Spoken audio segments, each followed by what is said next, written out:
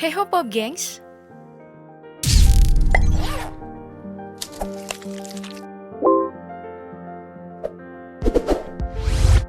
Gerombolan Sambo, para tersangka dalam kasus kematian mendiang Brigadir J telah diperiksa menggunakan alat tes kebohongan.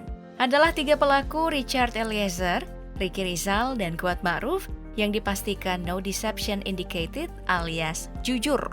Pertanyaan yang diberikan berbeda-beda sesuai dengan peran mereka masing-masing. Putri Chandrawati bersama saksi, yakni asistennya Susi, juga menjalani tes kebohongan dengan poligraf di Pusat Laboratorium Forensik atau Puslap 4 Polri, di Sentul, Bogor. Diduga pertanyaan untuk Putri masih berkaitan dengan dugaan pelecehan yang dilakukan oleh mendiang. Tentu saja, Pak Sambo bintang utamanya tak luput dari tes kebohongan ini. Hanya saja masih 3 orang yang dinyatakan jujur. Selebihnya kita ikuti updatean selanjutnya. Belum kelar Sambo yang menyeret banyak oknum petinggi polisi, dipecat dan disangsi. Muncullah lagi kasus serupa. Tempo merangkum beberapa faktanya, kejadiannya itu di Lampung. Aibda Ahmad Karnain tewas di depan istri dan anaknya oleh tembakan rekannya sendiri, Aibda Rudi Suryanto. Pelakunya, seorang kanit provos itu menyerahkan diri. Setelah melakukan penembakan, yang bersangkutan langsung menelpon ke salah satu anggota Satuan Provos Polres Lampung Tengah. Diduga dilatari motif balas dendam dan telah ditangani Polres Lampung Tengah. Dan pelaku tunggal, yaitu rekan kerja, di mana motif daripada penembakan tersebut adalah rasa dengki, sakit hati. Kini, Pak Rudi sudah ditetapkan jadi tersangka. Wah, sepertinya urusan polisi makin numpuk nih. Belum lagi akan mengurusi laporan baru tentang pencemaran nama baik oleh Marcel. Yap, masih bergulir polemik pesulap merah ini dengan para dukun. Kali ini Persatuan Debus Banten yang mensomasinya.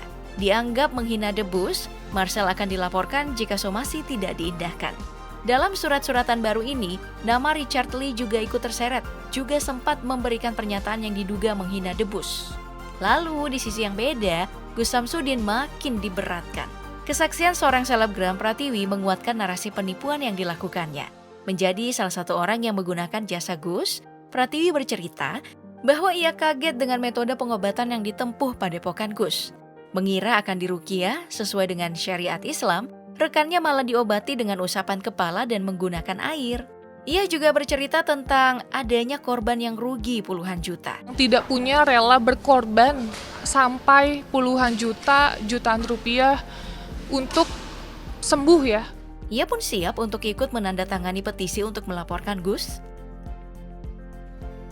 Hotman Paris juga masuk nih dalam kubangan masalah ini. Dalam sebuah video di dekat Marcel dan Richard Lee, ia menyapa para dukun, seperti sedang menyindir para dukun dan pengacaranya. Halo para dukun. Hati-hati nih, saya nggak ngerti nih. Marcel sekarang berusaha dekat-dekat sama gue nih. Ya, Mengenai kebersamaan mereka, kuasa hukum para dukun Firdaus Oiwobo memberikan respon. Mengatakan, Pak Hotman ini sesat dan memintanya banyak baca buku deh daripada tamasya. Sepertinya Daus geram dengan posisi Hotman yang dianggapnya berpihak kepada Marcel si pesulap berwarna itu. Ya, Indonesia memang penuh warna. Dari polisi, dukun, pesulap, dokter, pengacara. Sekarang ada drama juga di tubuh TNI. Dipicu isu keretakan hubungan antara Panglima TNI Jenderal Andika Perkasa dengan Kepala Staf TNI Angkatan Darat, KSAD Jenderal Dudung Abdurrahman.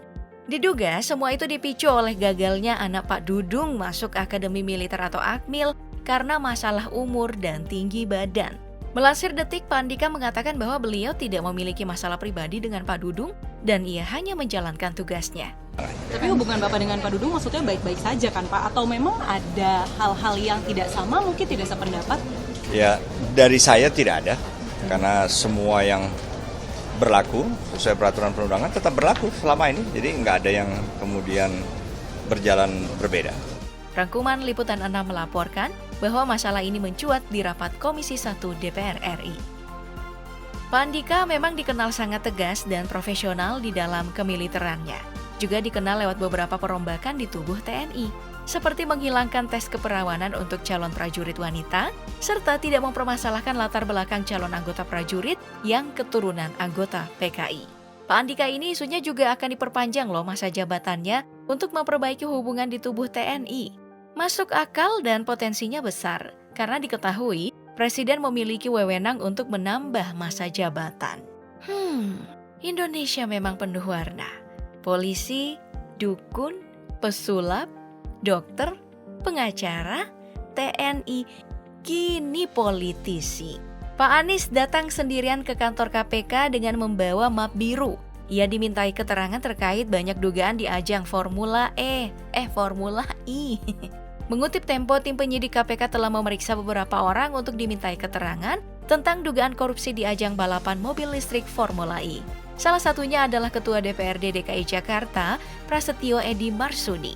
Pemeriksaan itu untuk mengumpulkan data dan keterangan informasi yang diperlukan penyidik, terutama keterangan dari Gubernur Jakarta itu. Sementara itu, BBM yang telah naik masih menarik perhatian halayak. Sejumlah aksi unjuk rasa berlangsung merespon ini. Di berbagai wilayah, beberapa tanggapan berhasil dirangkum dari berbagai sumber. Melansir Liputan 6, dosen FEB UI, Berli Martawardaya, berpandangan bahwa penyesuaian harga BBM sangat penting untuk bisa kembali menyeimbangkan seluruh fungsi utama APBN. Sedangkan, menurut Direktur Eksekutif Lembaga Survei Indonesia atau LSI, Jayadi Hanan, mengatakan bahwa justru tingginya tingkat kepuasan publik terhadap kerja Presiden Joko Widodo inilah akan jadi modal cukup untuk menyelesaikan persoalan ekonomi dan politik. Serikat Pekerja malah menyurati DPR RI langsung nih, berisi penolakan membatalkan kenaikan harga BBM. Sedangkan Ketua Umum Asosiasi Pengemudi Ojol Garda Indonesia, Igun Wicaksono, mengatakan bahwa mereka pernah bersurat kepada Presiden, berisi permohonan untuk diberikan subsidi BBM jenis Pertalite. Mereka masih menunggu sinyal terrealisasinya. Untuk dampaknya, melansir Detik, dosen dan pakar ekonomi dari Universitas Muhammadiyah di Surabaya, Arin mengatakan, beberapa hal yang akan jadi dampak dari hal tersebut, yakni penurunan daya beli, meningkatnya pengangguran, naiknya harga bahan pokok, dan tingginya angka kemiskinan. Jika Pak Sandiaga menyarankan kepada pengusaha untuk beralih ke kendaraan listrik, anggota fraksi PAN DPRD DKI Jakarta, Lukmanul Hakim, justru meminta Gubernur Anies Baswedan agar menggratiskan penggunaan transportasi umum di ibu kota. Dan dalam sidang rapat paripurna DPR RI tanggal 6 September 2022 lalu, fraksi PKS menyatakan diri walk out.